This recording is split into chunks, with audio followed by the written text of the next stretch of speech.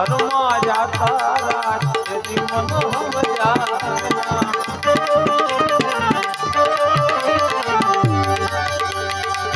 ઇન્દ્ર રાજાને જોતી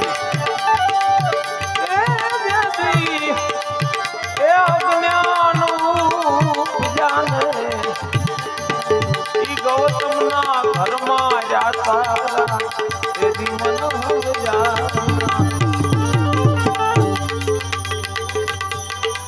એક અંગને કારણે